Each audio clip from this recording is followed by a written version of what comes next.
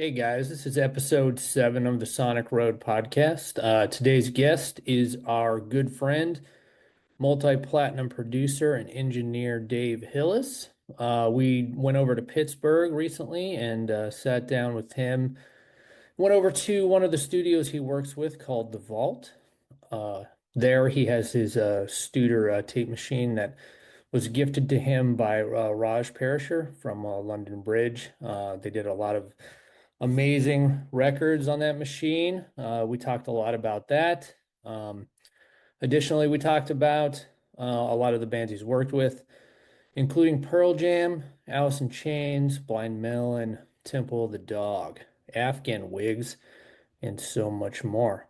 So, fans of all those bands, all the early grunge bands, or at least most of them, this might be of interest to you.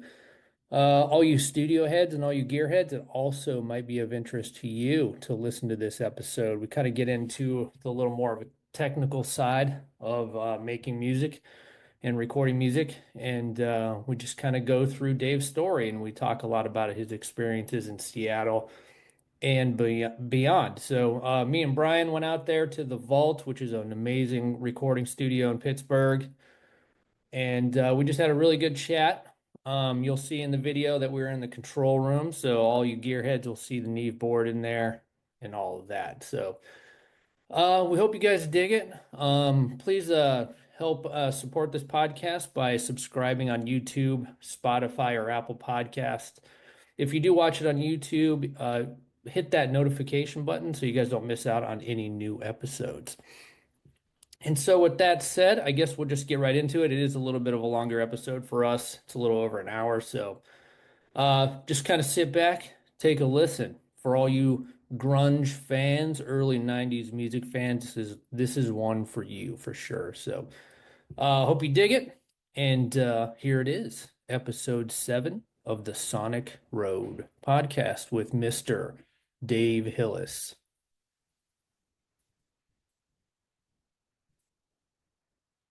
So, fellas, how's it going? Good, how you doing? Pretty good. Where are we at? Where are you? You're Dave Hillis. We're here with Dave at the Vault in Pittsburgh, badass recording studio.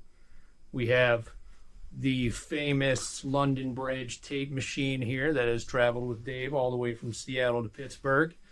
That'll probably be the focal point of the conversation. A lot of records were done on this tape machine, Dave. Kind of go through real quick. What records have been produced on this tape machine over here? Well, a lot, obviously, over the years in Seattle. But the famous ones that people will recognize are Pearl Jam 10, Alice in Chains, all the way back to Alice in Chains demos, Temple of the Dog, Blind Melon's first record. Let's see some other people like Zakk Wylde, one of his solo records. Oh, wow. Queensryche, just countless Seattle bands and demos. But a number of the songs on the singles soundtrack. I'm trying to think of us because it's just Infinite. so many that, I mean, we didn't have Pro Tools then. So, like, if you came to the studio, you recorded to that machine. On tape. But, yes, it definitely has some history to it. Some amazing records have definitely been recorded to it, and it's an incredible sounding machine. So, as people have heard on some of those classic records. So. Yeah. It's definitely bringing the vibe to the Vault, huh? Yeah. Well, it was a thing where there was a Neve, because the console here is a Neve, and it's kind of known from any audio engineer that, a Neve and a Studer tape machine are like, peanut butter and jelly. They just go together. Right. And so when I came out here and I discovered the Vault and saw they had a Neve here, I approached Bob Cutchin, who is the owner, and said, I have this Studer tape machine. And he thought at first might want to be selling it or something. I go, no, I just want a home for it with a Neve. And if we can work that out. So this has been its new home out here. Because at the time, the new owners of London Bridge Studios were doing maintenance on it, and then the original owner took it back, and then it was sitting. Mm-hmm. And so I spoke to him when I was out here, and after the passing of Rick Parasher, who's the producer who I worked with, and Raj's brother, they gifted me the tape machine because I, had done so much work with it. So, I brought it out here and found a home for it. Heck of a gift. Because I didn't want to see it just sitting in some garage somewhere, you Right. know. Or, In deserving hands too. Yeah, yeah. yeah, well, and I appreciate that, and they felt the same. They knew that I had history with it, and I would use it. Yeah. So It's built to be used. I mean, exactly. If it doesn't get used, it's like an old hot rod car. yeah, It stops working. it's like guitar collectors that buy these 1959 Les Pauls for 500 grand and put them in a glass case. You know, those guitars are meant to be played. You know. Yeah. Gatekeepers. Yeah, Yeah. yeah, yeah. So, well, you know, it brings vibes of London Bridge. Obviously, was the atmosphere at the height of the grunge era. We'll go back to that era, like early '90s, working at London Bridge, working on that tape machine. Did it bring like a national influx of artists coming into London Bridge due to the early success of the Seattle music scene? I wouldn't say like a big influx. We did start working with bands outside of the Seattle area, but that was more like a record label thing, and the fact that Rick as a producer, you know, became Yeah, known and sought after. But you know, we still weren't LA. right. It wasn't like, Right. you know, we were in LA or New York. It was still Seattle. But if we were set up, or management got us a band that was interested in working with us, that we obviously took them Right. to there. But I mean, in general, the scene, you know, people moved there, as you've heard, and started bands and things like that. Sure. There's a lot of But that. Yeah. at that point, the studio became more, if you were a signed band or something, you were there to work with us. Right. So, but, you know, I would also, you know, in off times, you know, do local bands and do Sure. demos and, Right. and whatnot. So, yeah, I mean, yes and no, because at that point you kind of had to have a budget. Right. So you were a signed band, Right. Sure. but, you know, we still did local bands too. So, Oh, okay. So it wasn't like a Sound City kind of, you know, situation where it just brought yeah, a lot of industry bands in. I guess that was the main point. yeah, well, like I said, we were in Seattle. So it wasn't like in LA where you just Right. had all those. Everybody's already there. They're already there. Yeah. It was kind of a destination. You were coming there for a reason, usually. For sure. You know, and if you were particularly working with Rick or something like that, and that was usually at that time period, that meant a label or an A&R guy from a label was Right. sort of Going here. You're going here. Yeah. Right. Very cool, man. Very cool. How does it compare to London Bridge and other studios? The Vault is what I'm talking about. As far as other studios you worked in, what do you love about the Vault space compared to London Bridge and all the other big studios? Because I mean, you've landed out here in Pittsburgh, got that awesome tape machine. Do rooms kind of, they have a vibe of their own? Like, you know, I've had experience in recording studios, and they definitely have a vibe. Does the Vault have that vibe here, augmented by the London Bridge studio tape machine? It's different, and it's a different era and different time. Of course, yeah. Yeah, I wouldn't say they're the same, Well, no, yeah. but it's good. You know, they're both good. Like there's how many great studios everywhere, so it just depends on the vibe. What London Bridge had was a much more big, open live room that was designed impeccably, and just you put a microphone up and you can't get a bad sound. Like you just couldn't. Right, A Neve board and a Studer, and like that's what we have here. right, Different consoles. So this is a different series right. of a Okay. Neve. So London Bridge had a console that had 1081 EQs. Getting technical here, but the 1073 type preamps and stuff like that are probably the more known Neve stuff. The 1081s had what they call AB circuits, class circuits, as opposed to class A circuits. And there was a different sound. They were a little taller, punchier, which kind of ended up working with a bigger room. Right. And it had, that was that kind of vibe. I think of the Vault, it's a little more sophisticated in the sound and a little more polished and finished kind of. Okay. And London Bridge had that big, like you might hear with Wood, how those giant drums or Right. had that kind of a feel to it. So Yeah, the room matters too, I guess. the room mattered a lot, but you got a Neve and a Studer, you should be able to make a record. Of course, yeah. You As in a rock outfit too. For yeah, sure. and this that's studio is, obviously more modern, very well maintained and taken care of. Very true. Speaking of Sound City, London Bridge, I would say is more of the Seattle version of Sound City. It was a little rough around the edges sometimes. We had a lot of maintenance always going on. You know, we didn't have a ton of outboard gear. We had all the meat and potatoes that you needed, just enough good stuff, but no extras to do the work. Yeah, that's actually awesome. Yeah, there's no different avenues to go down. It's like, this is it. But it was you would hit limitations, which would, you know, be a blessing in a lot of ways. Mm-hmm. I think with the vault here, we're like a little more spoiled. We have nice, of course, more stuff, and it's all nicely maintained. Sure, yeah, and there's a lot more options, I'm sure. So if you'd heard stories about Sound City, or you've seen the movie, the Dave Grohl movie, they weren't quite as raw as Sound City, but had a little bit of that element and that vibe. Right. You know? Yeah, and if those of you who haven't watched Sound City, definitely go do it. You'll understand what we mean. It's a famous documentary by Dave Grohl. And the focal point are these Neve boards, you know, and analog tape. So that's kind of what we're talking about in terms of keeping it in context so you guys understand what we're meaning. And outside of just the equipment, it was the style of what this kind of gear made you work in, you know, pre-Pro Tools, limitations, how you worked with tape, how you had to come in as a good band in the first place. Right. Well rehearsed, prepped. Songs and things like that were, you know, done on the floor. If we're talking about bands like Pearl Jam or Alice in Chains, though, they came in and played that stuff live. Like, we weren't doctoring stuff. Click tracks or any of that, or just depended on the band, depended on the song, depended on if the drummer could do it, and what Rick wanted. Rick always wanted click tracks, the producer. But yeah, it was there was an art of record making then, and that also had to do with the budgets and how record labels were involved and the A&R guys were involved. Right.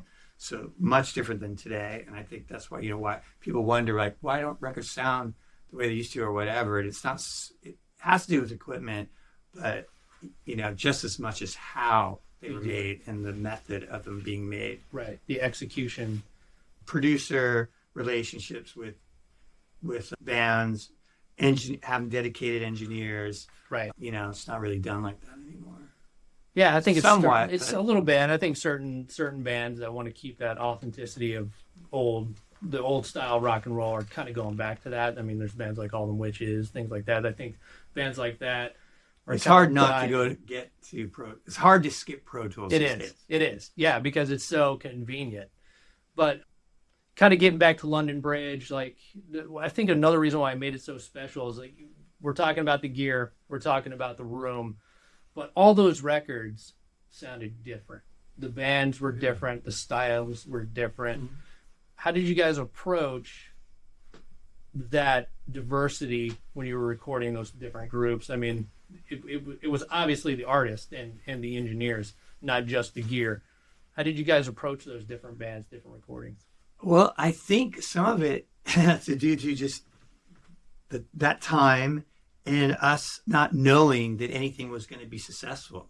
Right. Like, keeping in, you know, at the time. Later on, as I became more successful, okay, I might be working with already famous people.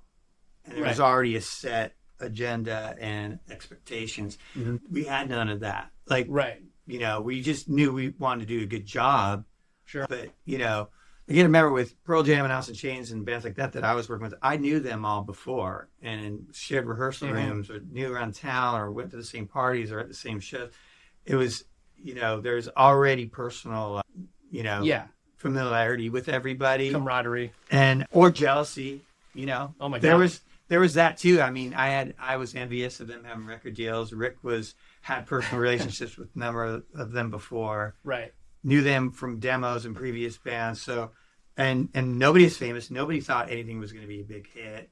So the attitude in the studios, the way we worked together was so, and that we were in Seattle, we were removed from Hollywood and LA, and we didn't have A&R guys breathing down our necks. Beautiful. Yeah. And we hadn't really made multi-platinum records before. Yeah. But we had a really incredible work ethic. The bands did and us. And Rick, being a producer, was a real stickler. And everything was very serious. There was no Right. party time or anything. It was all, Right. and the bands were that way too, believe it or not, for whatever reputation I had. It was always work and seriousness. Right. And so, I mean, yeah, it was just, it's so different than like going in, oh, you know, Lady Gaga's coming in the door and there's, right. you know, a pre-set, this has got to be sell 2 Right. million records or something. Yeah. A formula or songwriters coming in. It was just like, we just didn't have that mentality, but there was, you know, passion for it. Sure. And Obviously, and deliberate. We want this. There's always a sense that we were making it, you know, we were trying to always make timeless records. Yeah. Regardless that makes sense. of who. Well, you're at the advent of really a scene being created. Yeah. And in some ways, London Bridge was kind of separated. It had its own little, you know, cosmos to itself than the scene. But yes, the general scene where everybody's playing live and in the clubs and stuff like that was going on. And it kind of, and like I say, like there was some, you know, Pearl Jam was after the death of Mother Love Bone. Right. Alice was starting to get success, and that was like, whoa, it was kind of like, that's strange. But we still didn't, I know for me personally, I didn't even accept it, really. Really? So like 10 years later. And plus we were in the studio making more records. Right. We kind of missed a lot of it until they're, you know, on MTV all the time. And yeah, there's always that delay, you know, it's a year or two before. Right. After the record's out and everything. And it's not the next day. It's not the next day, Yeah. So, and for me as being an artist too, like I was going, man, I want to be making my record. And Rick wasn't even, as a producer, he never really set out to be a producer. That wasn't his intentions. Really? Yeah. Everything was kind of just, it happened in part of need.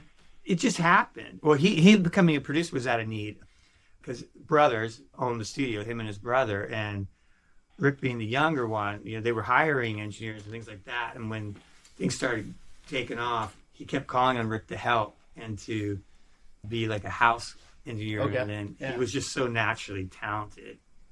It's like, dude, you got to do good. this. It's like he kind of ended up. It was inevitable. Even as much as he fought it, it was inevitable. Yeah. It's like, okay, Did fine. he fight it a lot? Yeah. He kind of he embraced it later on in years. Yeah. After it all got big, but he fought it a lot. Yeah.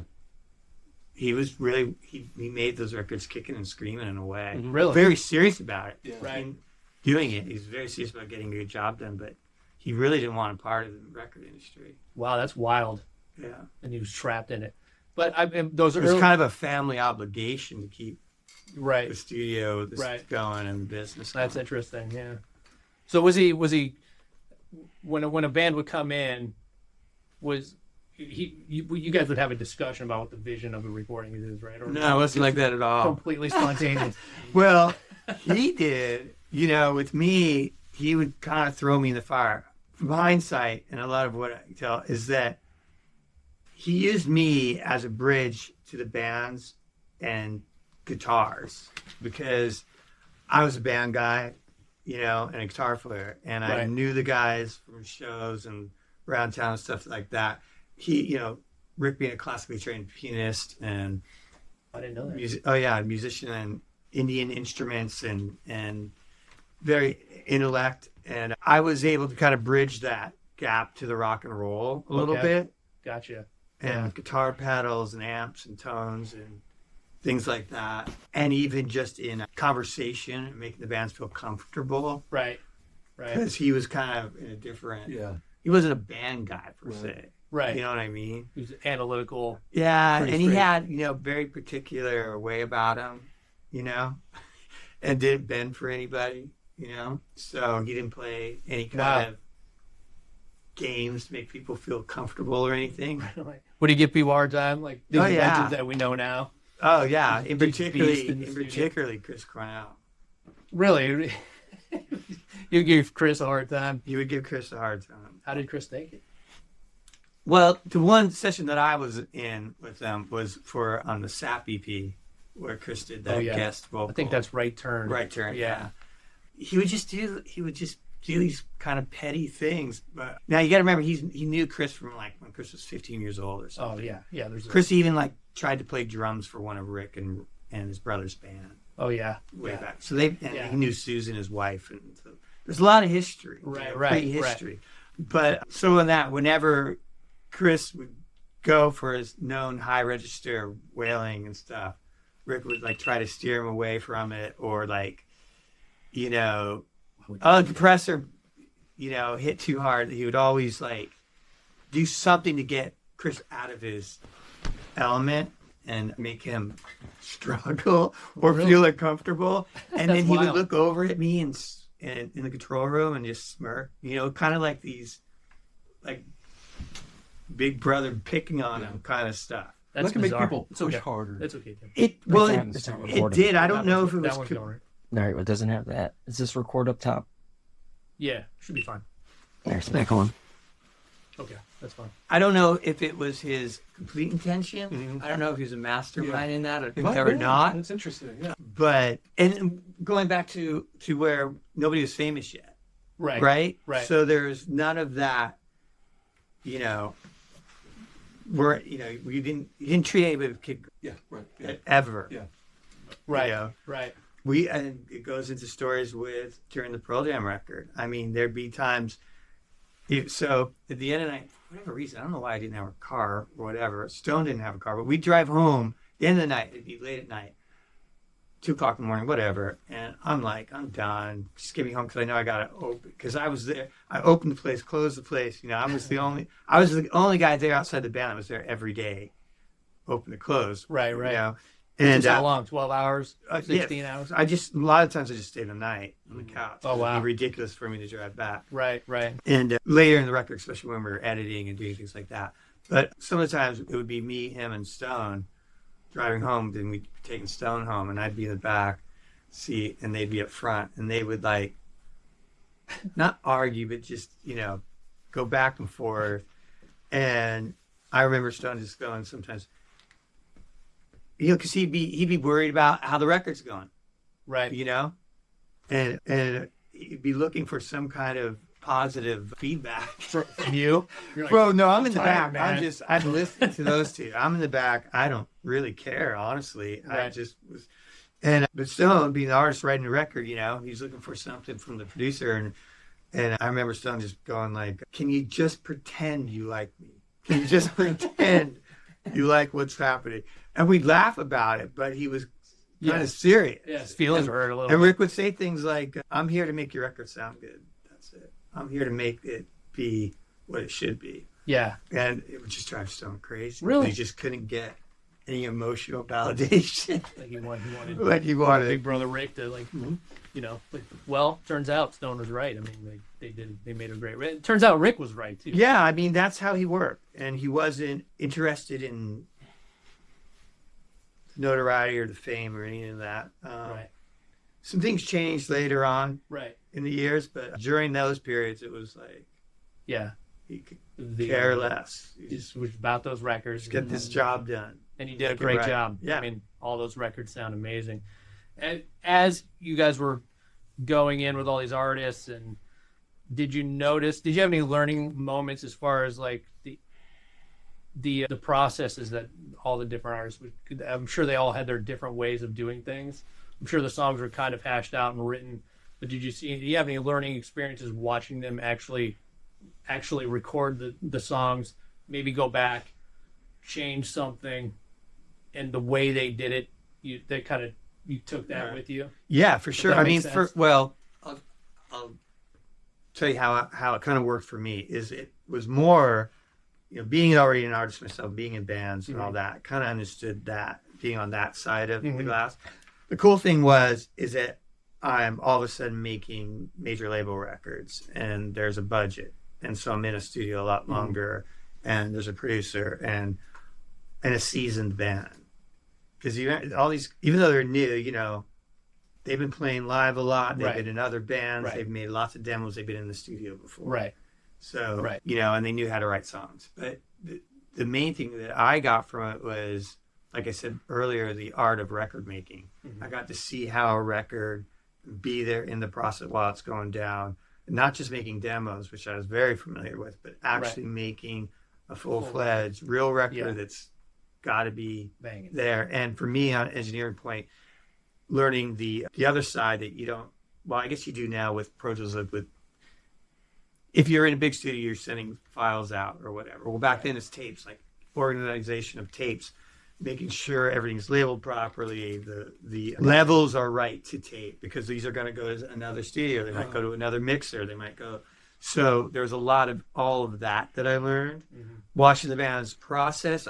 It was with a Pearl Jam, they were their whole thing was, we are playing this live as possible. So they would go over a song over and over and play, what started at 10 a.m. to 2 o'clock in the evening. One song. Or multiple songs. They might go back and forth, but take after take after take until they got one that felt right to them. Wow. So we were all of them. Yeah. And it's funny, I think there's even been interviews with Eddie talking about it where he didn't realize, because he was new. He's the newest of everybody, really. Right. Him and Mike, I guess, in record making. But he would sing the same track over and over and over. Right. Yeah. And we could have just recorded a take or whatever. Nowadays, the singer will come in and do a scratch track or whatever. Right. But Yeah, he didn't even do that. they didn't need to do that all the time. But it's what made them a band. Right. Because they didn't tour yet. They weren't out there a lot. Brand They new. were new. Yeah. So they were becoming a band in the studio. Right. Like we were recording rehearsals, Right. I mean? Yeah, that's great. And they'd come in and listen. And there was a big thing with this record that I haven't done on any other record, was where we used so many reels of tape. Probably a big part of their budget, it's just tape cost, was then we had to spend a lot of time listening. We had to go back and listen to tape after take after take and take notes on which were the tapes that they wanted to expand on. How many tapes? Real Oh my tape God. for the record? I don't know the number, but it was an incredible amount. There was a window that looked out from the control room into the lounge, and it was with a ledge on it where we set tapes, but it was completely full to where you couldn't look out. You labeling frantically. Well, I remember one time I had a total breakdown because I was at the studio alone. Everybody left, and I had notes from Rick and which takes we were after listening session to put some reels, edit some reels together. And I had too many reels going, and I lost. And it was late, and I lost what reel went to where. Yeah. And panicked, and I had to call. It gives me anxiety right now. Yeah. So, yeah, and they're tapes. They're not files where you can. Well, it's happened to me with files too, where I've lost. Oh, sure. But also easy to do. Yeah, but I don't know how many, 50, 60 reels maybe. Whoa. And so what? Just out A of lot of curiosity, reels, like the most reels I've ever used on any record. out of curiosity, what happens to those reels after the record's done? Does the label come and get them? Well, that's a whole nother story. Yeah. We had them in our vault, and those and many other records for many years until the labels Like calling figured it out. Yeah. And said, "Oh my God, we better get." When it got to the years of remasters or reissues Right. or things Right. like that, they found out, "Oh, we better get those tapes," which is a whole nother story about Temple of the Dog, because there was a lawsuit involved in those. But Well, do they assume ownership? I mean, you would yeah, figure. well, under the Temple of the breaking Dog, they assumed ownership. and with a lawyer, they come in. And Yeah, that was a Not the whole band, different the lawyers. issue because they didn't own it. The other ones, they technically they did, so we gave them back, obviously. But that was kind of tough But to give up. That, once again, I go back to Rick. He didn't care. Right. He didn't have any. He wasn't that type of guy. He's like, give it to him. He actually, in some of them, he had us call the labels and say, you have tapes here. Like, Oh, wow. Get them out of here. But this was a good decade later. We'll sell them to you. Wink, wink. Yeah, No. well, Yeah. like I say, the Temple of the Dog thing became a whole other negotiation issue. That's interesting. Can you elaborate on details on that? I probably shouldn't. The short story is Yeah. that they didn't own the tapes, and they felt like they should, and then questioned, well, are they really the originals? And had to go through that, and then a deal had to be made because of there was never really an agreement when that record was made on royalties and things like that. Once again, it went back to people. Oh yeah, that's right. People not knowing that it was even going to sell. Right, that or makes sense. Yeah. didn't have even a record deal when it was recorded. Right, and did they release it after the success? Yeah, of it the was band kind of started? like made sense to release it, and then all of a sudden, too many records are sold, and Yeah. Oh shoot, there's no contracts here or anything. So we'll keep those. So I would definitely. well, another thing where Scoop they those just up. assumed that they had them, and then it was years later. So when it was originally on A&M Records, and it was sold to Universal because Universal owns everybody now. Right. Universal one day is, where's our tapes? And it's probably an A&R guy calling tapes, assuming they're in some Universal Vault closet somewhere. Yeah. And they're, no, where are they? And Wow, that's crazy. Yeah. I mean, it would be cool to like take a tour of the warehouses of Universal and see all the master tapes. Well, it was interesting. I used to walk into our tape vault all the time, and I moved it to other vault later on when the studio was sold, and I was like helping the move, and I'm moving all these like all the memories, reels of all these records. Yeah. That I'm like, oh, and demos too of bands that before the record. Some of my favorite things to listen to are demos. Yeah, Love there's hearing Oh demos. yeah. Love Yeah. it. You get Love it. these original, these rare recordings, and some of them are better than Oh yeah, road. definitely. Yeah, because we did 2-month-long demos of 10 before we started the record. So there was all those, and then the one story like I don't know how many people know this about Alice in Chains and Dirt, but they started Dirt with Rick originally. Yeah. You'd mentioned that one. Yeah, Our last and episode.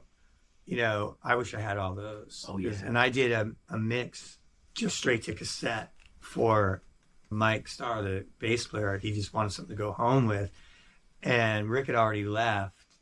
And this one particular night, I don't even know if they were done with the record, but most of the tracking was done and whatever. It wasn't mixed yet or anything.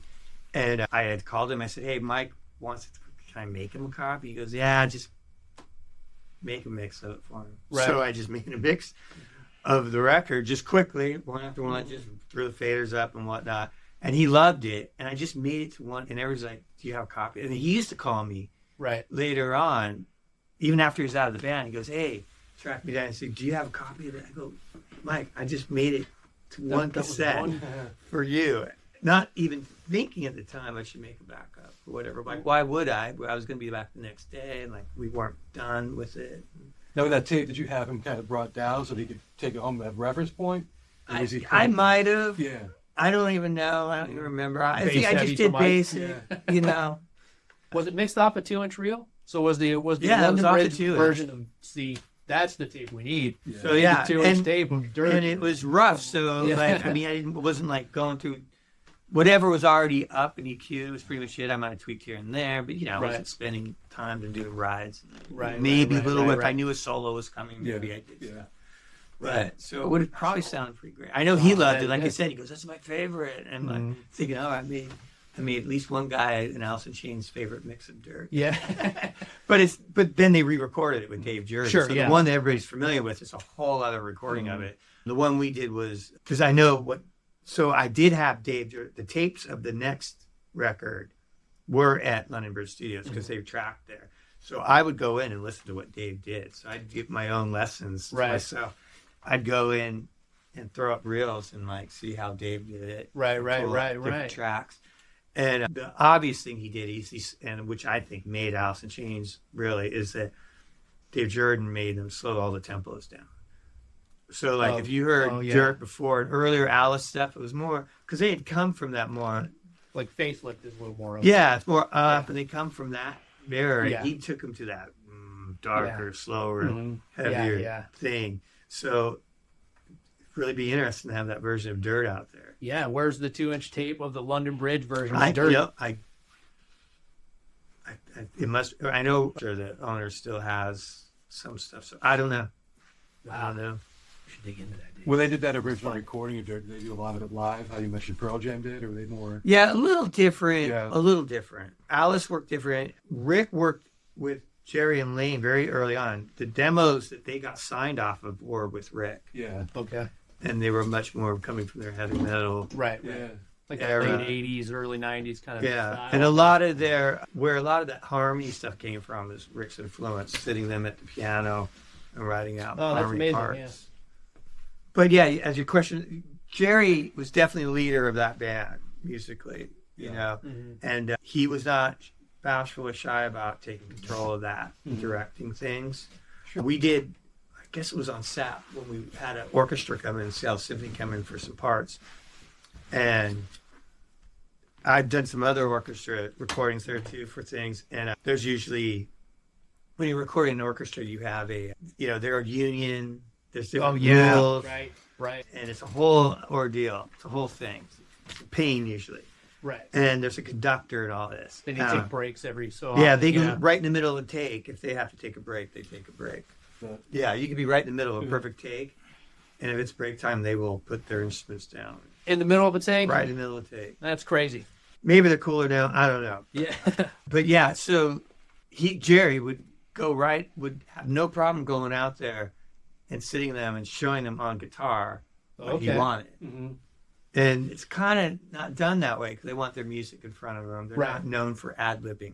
Right, yeah, they're not jamming. But he would do it. He would do it, and Jerry's bold. That's one thing you got to say. But he knows what he wants, and he's not afraid to ask for it and get it. That's interesting. So Should be they. Well, he's probably a really good communicator. He's got to be. Yeah, Definitely a bright guy for sure. Yeah, he's centered on what he wants. Right. In the studio. Right. Even knowing him later on, we spent some time a lot in Los Angeles when I lived down there for a while. He was my neighbor actually, and he would rent out A&M studios and spend a week just listening back to his stuff that he's working on. Just to rent it out for the He monitors. just would rent out for the monitors and the vibe and listen in there. That's awesome. And That's what I he's deep focused listener. on his Right. Wow, that's what he does. That's the testimony to that man's talent, that band's talent. I mean, they're legends for a reason, I mean, we haven't talked. We've talked several times on podcasts, but one band we haven't talked a whole lot about is Blind Melon. He did that first record. Well, I was around on that first record. Oh, okay. Because of being at London Bridge, but actually John Plum did most of the engineering on that. Oh, he did? With Rick. Okay. Yeah. But I had this kind of, fly in the wall view of all of it. Mm-hmm. And then ended up working with Shannon and even Rogers and Brad and Christopher later on in their studios. So I became friends with them. And I was, worked at the studio, so I was around there and helped, we rented a house a lot of times for the bands to stay in. So I was there during the whole making. Right. And doing studio stuff and all that. So I got, which was kind of nice, because I got little break. I got a little break, Yeah, but I just got chilling. to be there the whole time and see it being made. I was when they first got there, I opened the door and let them in and everything, and took them over to the house. And me and Shannon became good friends. We got, became good friends with them. So I got to enjoy them more. Right. Okay. Because I wasn't so behind It's not work. I all the wasn't time. so locked into making sure the recordings were happening. But, got to see how it was done. And they were definitely done differently and came in with a different premise. Right. Matter of fact, they came Totally in. different kind of band. They came in asking not to sound like any of those bands that had just broke. Right. So They didn't. They were. Totally achieved. and Rick went after them. There was other producers up for that, and he went out to their house they rented. Went out to the North Carolinas. Carolinas? Yeah, I think it was in the Carolinas. And worked with them out there, rehearsals, and really won them over. Okay. One of the ones he actually went after. He usually didn't do that. Yeah, he must have really. He saw something in them. And what they did different, we didn't use the live room, the room that people came for. Oh wow. Well, how did that? So we set the drums. They set the drums up, I should say, in the guitar where we usually cut guitars, which was quite a large isolation room. Okay. But it's quite large, but we could deaden it. It had panels on it That makes sense. that would go to where it would be dead. So the drums were set up in there, and they absolutely resist. They just wanted nothing to do. The bombastic big. They wanted nothing of the sort. So everything was tracked in there. Right. And More dead drums. yeah, Very kind of stripped down. and Brad and Christopher were very in the control room the whole time. Both of them went on to becoming studio owners and producers in their own right. Yeah. So they were very involved in that direction, and so trying to drive it there. Yeah, the shame of that band a lot of times, and I've kind of noticed over the years because I was a fan back then, followed them till Shannon passed. But I mean, a lot of what Shannon was struggling with, kind of like a lot of times takes over the narrative on that band, which is such a damn shame because he was so talented, so different, very unique. How was his process in the studio? Was he very focused? He was a different character. I luckily enough, I got to record him. We did some Shannon Demos, tapes. yeah. Just for fun kind of stuff. That's another one. We gotta find those, Dave. Yeah, Man, world needs to hear this stuff. Yeah, I know. Yeah. Well, you got to remember too. Over these years, we went through a lot of format changes. There's ADATs. Oh, for like sure, so I had a little room upstairs at London Bridge for a while. We remember ADATs. I mean, I do. I had ADATs up there, and years of moving, and who thinks of archiving these things? Are you due for a while? Then you have moves, life happens. Right. Who knows? Machines change. DAT recording. How many things I had on DAT tapes and different stuff. I got a shoebox of myself somewhere. One of our band guys does. Yeah, and once again, you just never. I mean, same with taking pictures and videos. I never. Yeah, it wasn't. I don't have any stuff documented because you just didn't. It wasn't done then. It wasn't Instagram right. So we just didn't really do it. Studios. But I got to see him work and stuff like that. He's had a different energy about him. And the other thing, like you were just mentioning, if it came into addictions or drugs or anything like that, he didn't have that problem as of yet during those records. Oh, right. Same with Lane, somewhat later on with Lane.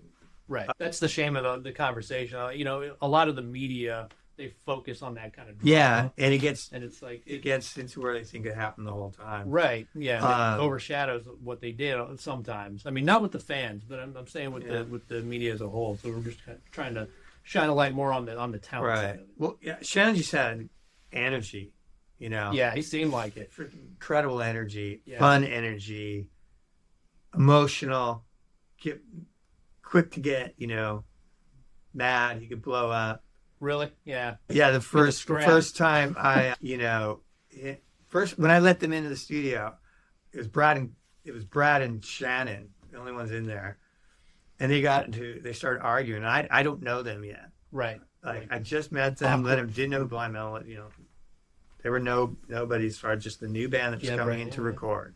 It was the next band, and they started arguing, and I was walking around doing stuff or whatever, and I looked out into the live room, and Shannon was on his knees punching the floor, because he was so mad at Brad. You're like, dude, you gotta break your hand. And I'm like, going, well, these guys are heavy. And I called and told, Rick, I go, man, they're tripping me out. They're fighting or something. And he goes, and so it turned out that I should take Shannon over to the house and show him and get him some weed. That was the job. So that's what I did. Took him over there, and they already had apparently weed for him. So he was on fire. Yeah. As its usage. So much fun though. I mean, we hit it off a lot, really well, and had lots of.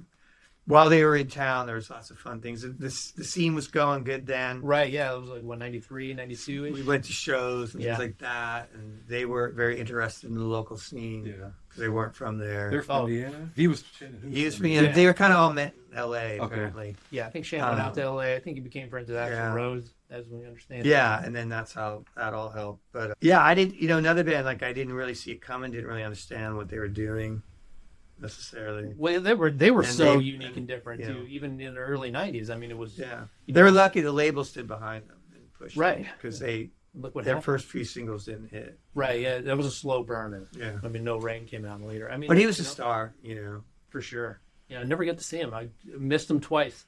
They came with Neil Young in '93 to Cleveland. Walked over the hill, heard the last three chords of whatever they were playing. And the whole band was just incredible players. Just another very lucky the streak we had. They were just good bands. Right. Everybody was solid band. I mean, strangely, I know you didn't work with them, and just out of curiosity, I didn't even plan this. But did you ever? I never worked with them as a whole. Well, individually, in some ways, I ended up working with them over. Well, not Blind Melon. I'm talking about specifically Nirvana. Did you ever run in the Kurt and Nirvana guys when you were out there?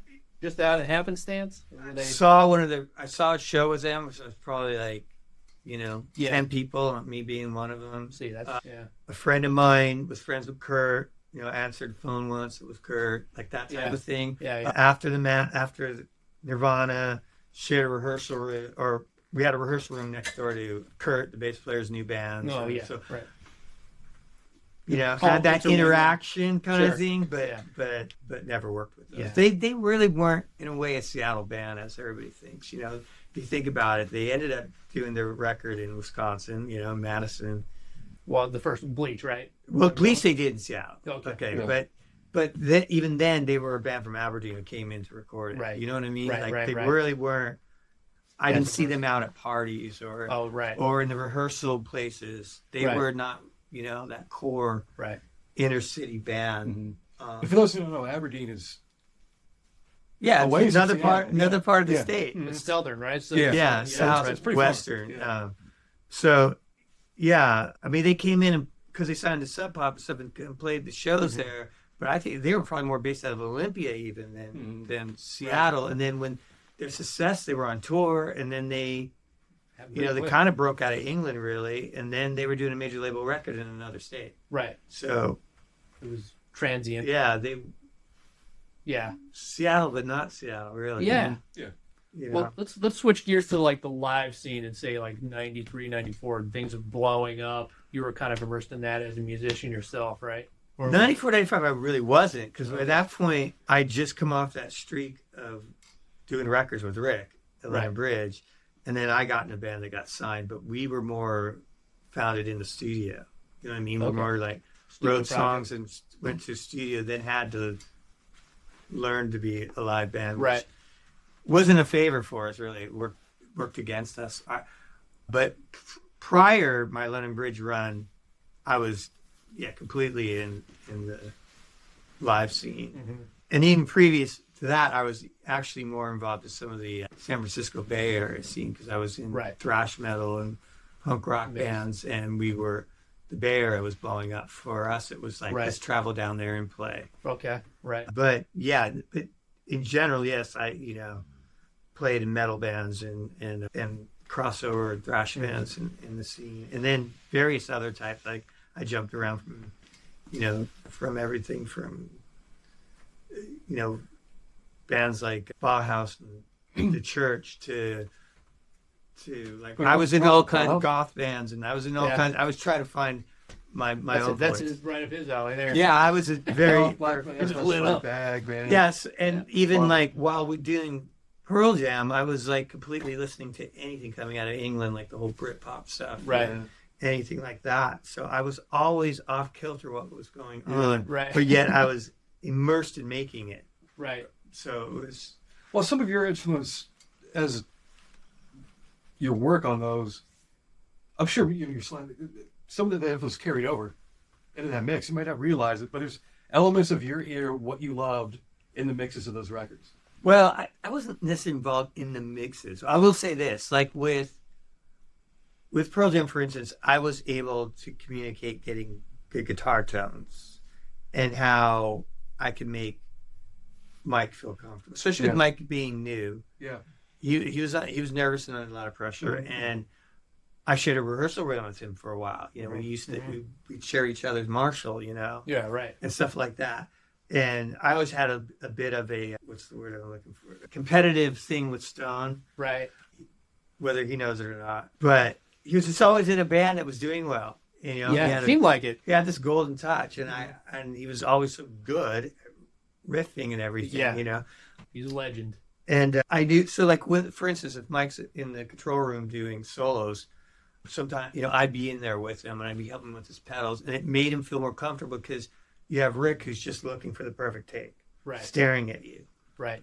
And you don't have to worry about those pedals. And he'd have this, what we call this arsenal of beverages, which he'd have a little table next to him, and a coffee, a beer, a Coke, all this shit, because he'd be so nervous and right. so jacked up, and he's like trying to figure out. So in that sense, when I started being more, doing more of my own work, stuff like that, or even later projects that me and Rick did together, where he entrusted me with more and more stuff. Mm-hmm. In guitars, I got to. Yeah. Right. Some opinions, guitars. Sure. Takes or keeps Yeah. or what. Or, definitely if there's pedal effects and things like that, I'd go, we should try that pedal. These are cool. And he was really, he looked at me really. Yeah. I go, yeah. Just give it a shot. Yeah, That's yeah.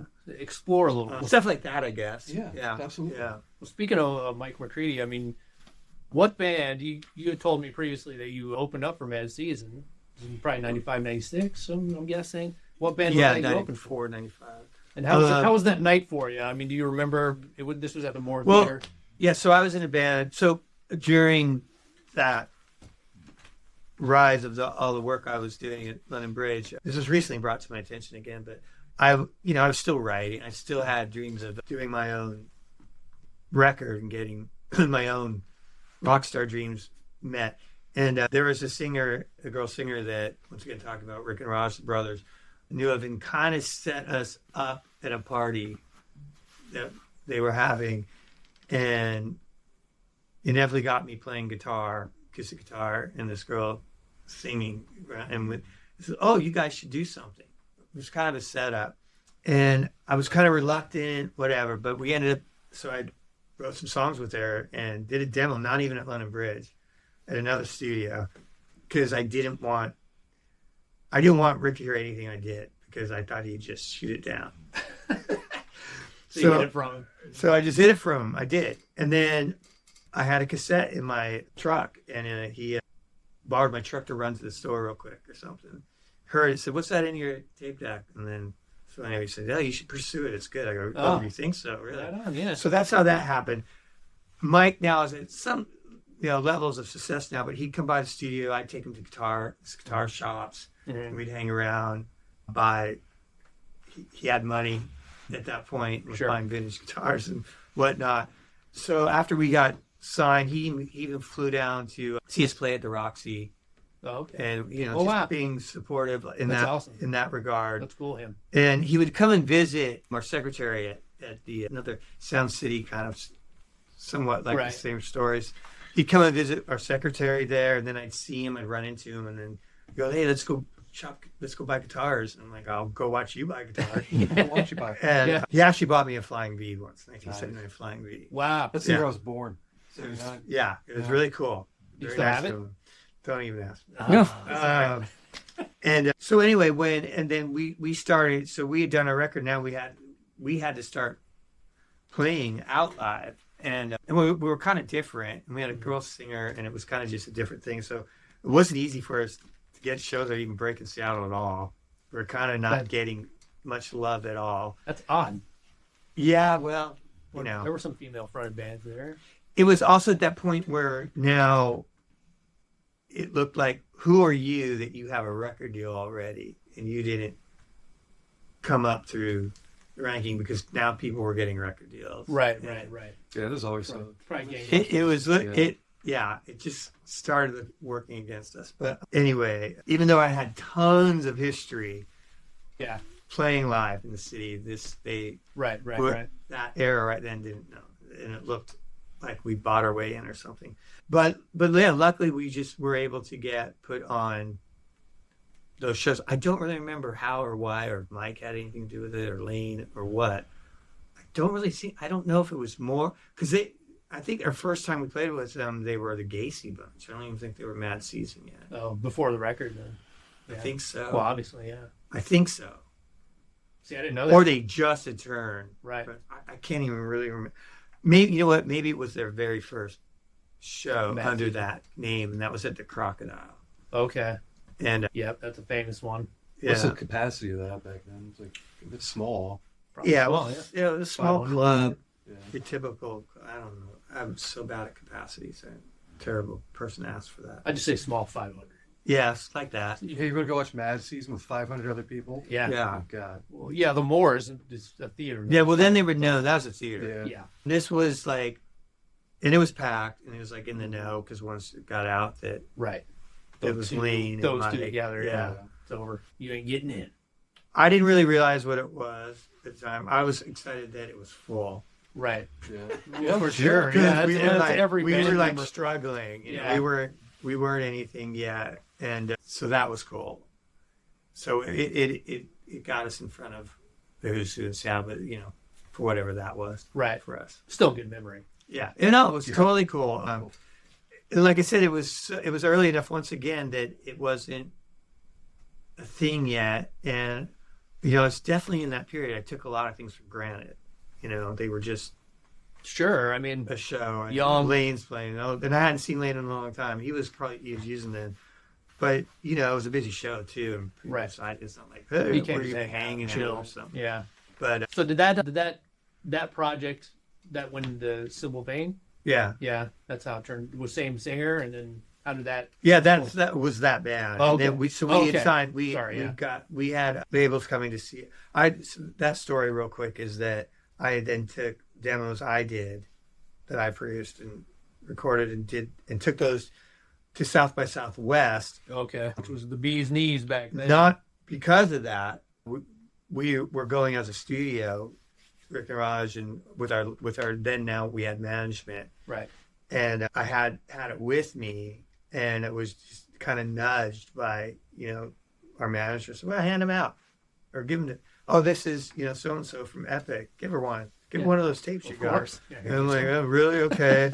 And I did that, and that was that. And then days of cassettes.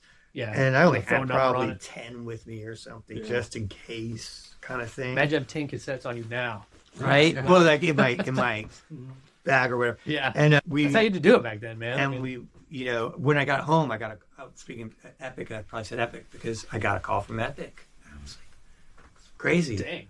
Yeah. Yeah. And so so then I called management and said, can you help us with this? So then they started managing me on that side of things, which helped because then we were managers from London Bridge. We had a lot of ace cards in our Right. Oh, of course. Yeah. in our sleeve. So, and then having Rick to produce it. So then we went on to do a record with Rick. It did along the bridge again. Yeah. Yeah. So it was kind of inevitable that we did it that way. Did you engineer it, or did you have another? No, it's Yeah. completely. I need to focus on this part. Yeah, I This time. didn't engineer it at all. I was totally the guitar player, but I had really intense visions of how it should sound that were bucking what was going on at the time, and definitely locked heads with Rick. Yeah. So I really wanted it mixed by somebody else, and I wanted Flood and Alan Mulder, who had done Smashing Pumpkins and Okay. at Yeah. the time. Name's familiar. And so we reached out to them, and they accepted, but Rick got very upset. Yeah. Rick got very upset, and we ended up doing it with Rick, and then Yeah. that was that. And we Yeah. fought a lot. And it came out. You guys released. Me and Rick it, were went very to- close outside of C2 Yeah. and his brother. It's probably family by that point. And we even for done sure. music together. So we Oh, had okay. a band together. So, there was that. Yeah. And now I'm not working for him and with him. There's a Yeah. lot of dynamics. Right. That were It's probably dealing- difficult for him to switch that gear. you know, a Definitely, little he bit. was definitely, an older mentor to me in that regard. Right. But yet I'd had a lot of, I'd already had record deals and indie deals before I even worked with him right. in my earlier bands. Right, So right. I kind of felt I had my own track record. Yeah, and you did for sure. And That's so, fair. yeah. Well, that's cool. So you guys made that record. We made went that on a record. tour. It did what it did. It It was just one. just the one. We ended up getting dropped for the label, and then our vocalist had a very hard time dealing with the industry. Mm-hmm. It was before the Me Too movement, So there's a lot of scumbaggery going a on. lot of probably. scumbaggery with women going on. She was young, wasn't quite prepared for it. Right. That's unfortunate. She was incredibly talented. Vocalist. Not only that, she played drums and played piano. I mean, she was talented. Right. But the industry at that time was pretty ugly for women, Yeah, a And lot of them she- say that back there. and she back got then. she got it hard.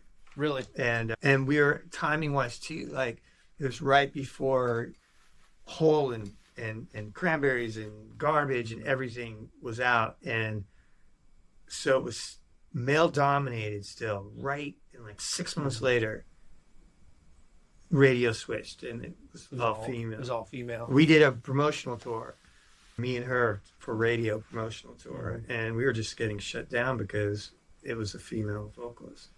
Right before all that break. Yeah. We already have one song on the playlist that's got a female. We can't add another one. Oh, And then, 6 months later, it's like it sounds so weird. 6 out You of know? 10 bands were Yeah. female fronted.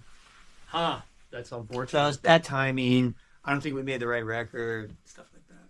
But it was an incredible experience.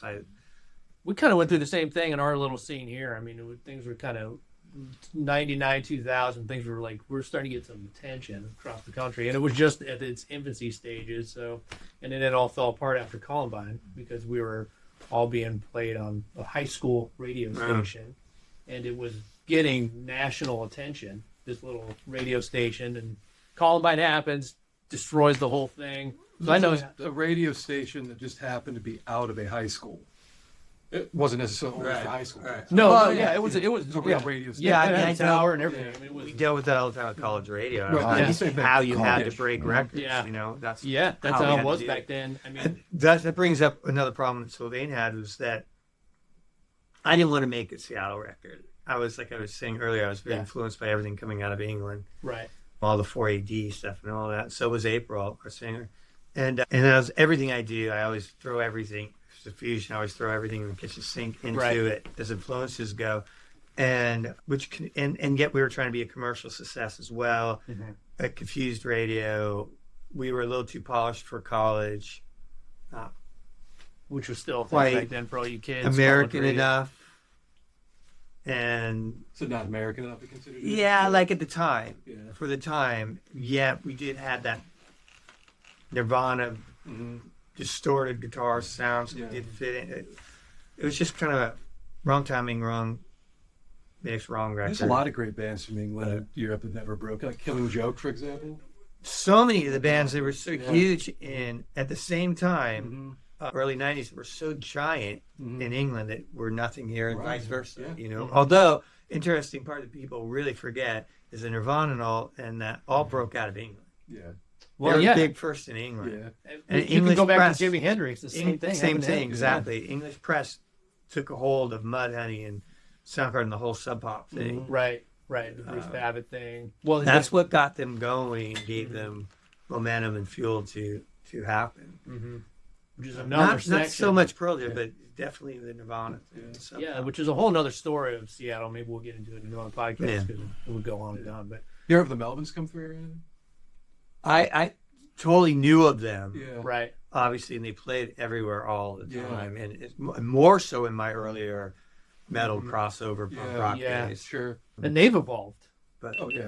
That's fine. Just let it go. That one's going right. Yeah. Okay.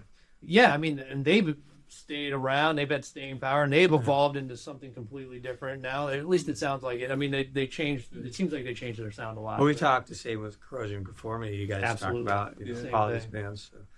And That's I'd great. come from all those different backgrounds, and I just always had to throw my influences in. Yeah. And you're into you make your own music now. Are you doing a Hillis solo project? Do you have music? Yeah, it's constantly just coming out. me, Dave Hillis, but Yeah. it's the stuff I do now is all electronic based. So total guitar guy my whole life. That's where I come from. But even back when I was skipping school at high school, I would skip classes and go. There was a music store that was really close to my high school. I could cut through the football field, and there's like this, what do you call it, business or shopping center area. Right. Yeah. And there was a music store there, and I'd go there and hang out with the guitar teacher, skip Yeah. class. Or whatever. Instrument store or record store? No, Instruments, instrument yeah. store. Yeah. Very cool. I worked at a record store. Yeah.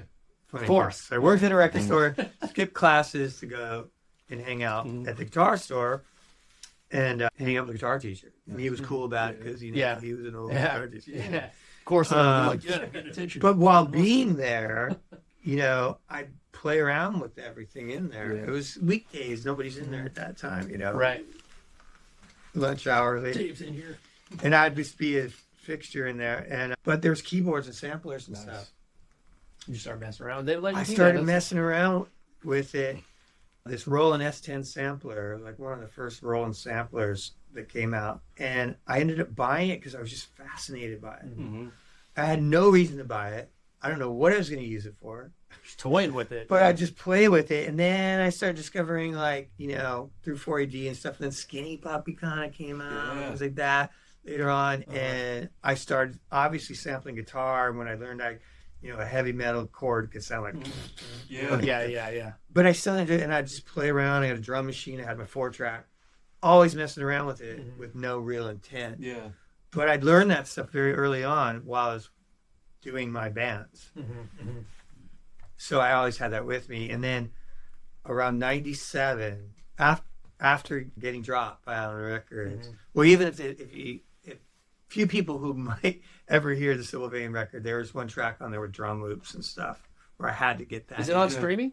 I don't need. We had this whole. Once again, Universal bought everything. Yeah. And It's probably shelved somewhere. yeah, so there's some weird rights to do with that. I don't know. It's hard to find.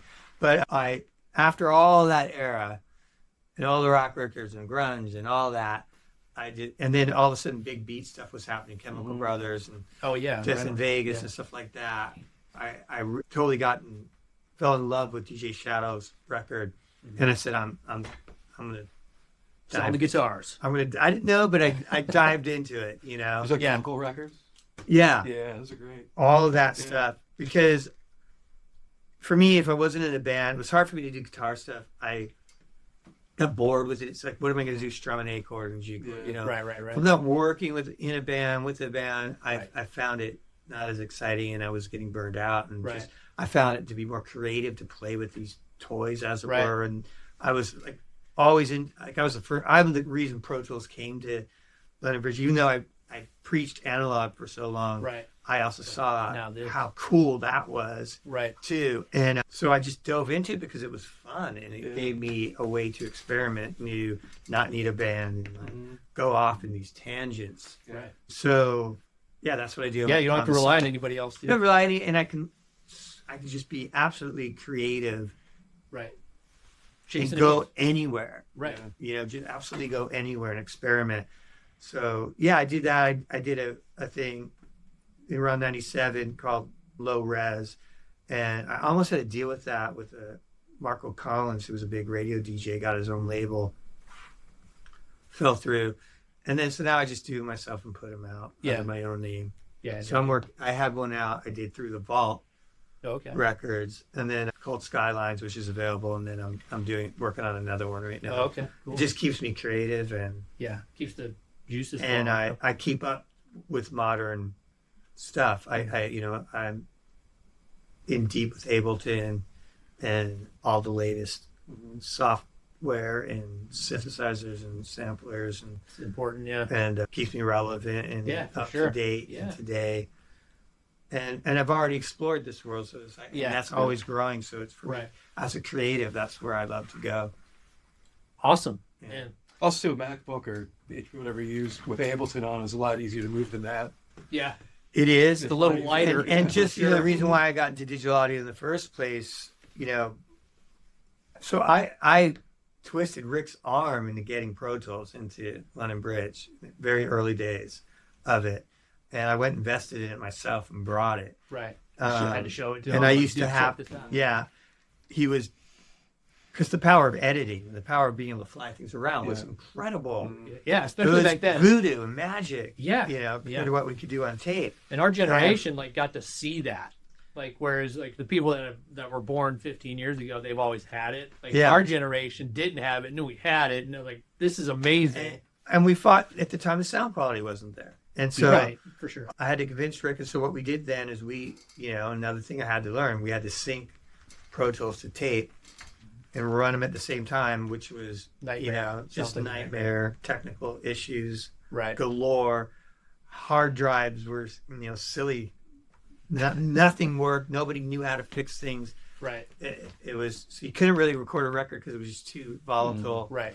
But we eventually did. And then eventually when it got good enough, quality-wise, Rick immediately pulled the cord on tape and was all Pro Tools. Wow. That drastic. Yeah, he literally cut the cord. Right. Jeez. And we rolled that tape machine out into the live room and sat next to the piano. Oh, but that was kind of of sad. He didn't go back. then Yeah. So so what I do now, is I was lucky enough though, like I said, to go back to work old school way, learn those techniques, see how records were made that way, the art of making records once again, and songwriting, and and I was lucky enough to work with some pop artists and stuff too, where I really saw arrangements and that. So I've been lucky to have a real diverse. And so career.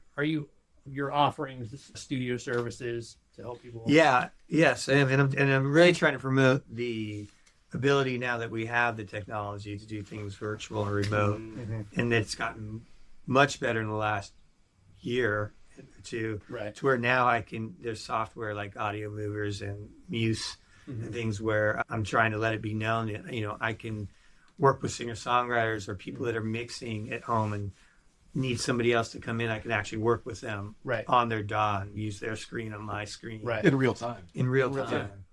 And so even sometimes it's as little as like second guessing yourself and having somebody there to encourage and to say, it's huge, man. or in songwriting, or be able to have somebody to work with the arrangements on and come listen to the song.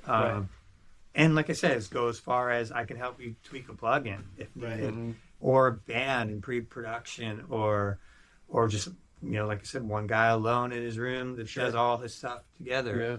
So I'm really trying to put myself out there, because I think what people are missing, and it's a shame, is since people aren't going into the studios and having somebody like me who's been around for as long and seen it in so many different ways. I've worked in London too, in England, seeing the different ways people work. Right.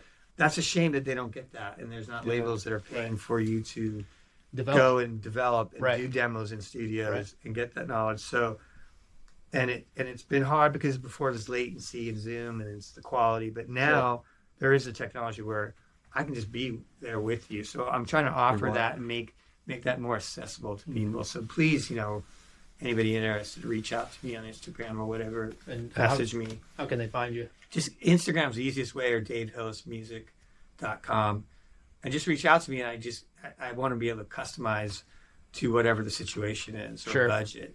So that's what I'm trying to make available now. Okay, and for people that are struggling in their bedrooms, have been by themselves for a long time, they have these song ideas. What he's saying is really important.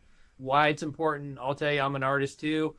You be in a room with three guys for a long time. It's really good to get some fresh ears on your stuff, especially if you're frustrated or at a sticking point. So everything he's saying is very valuable. So reach out to him, and he'll help you out. Yeah, there's a reason why labels would hire producers or For sure. engineers, but it is the way it is now. People do it themselves, and so and I think there's more value coming with it too, because you're doing it and I'm just collaborating with you. I, of course, can mix something for you if needed, but I think with the collaboration to it, you're walking away with it. Also, the experience, I just picked up that trick, or hey, I'm doing everything right. Like I thought, Yeah. So. Yeah. Like I said, fresh ears on a creative endeavor is invaluable. It is very important. Any last words for now, guys? Okay. No. All right. Well, we'll be back really soon.